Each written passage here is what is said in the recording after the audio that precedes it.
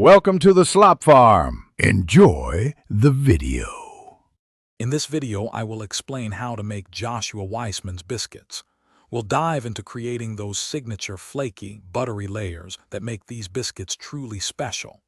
The secret lies in keeping your ingredients very cold and employing a unique folding method. This approach ensures a light, airy texture with a beautiful golden brown crust. Get ready to elevate your baking skills and enjoy some truly amazing homemade biscuits. For these incredible biscuits, precision with ingredients is key. You'll need 3 cups of all-purpose flour, 2½ teaspoons each of baking powder, kosher salt, and granulated sugar, plus 1/4 teaspoon of baking soda. The star is 195 grams of very cold, unsalted butter, cut into half-inch cubes. And of course, 250 grams of ice-cold buttermilk. Keeping everything chilled is paramount for that desired flaky texture. First, pulse your dry ingredients together in a food processor.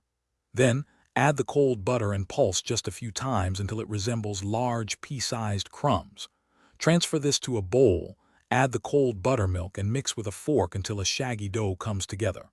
Now for the magic. Turn the dough onto a floured surface. Shape it into a 1-inch thick square, then cut it into 4 equal pieces. Stack these pieces, gently patting them down to begin the lamination process. After stacking, lightly flour the dough and roll it into a 1-inch thick rectangle. Use a 3-inch biscuit cutter, pressing straight down without twisting, to cut out 12 biscuits.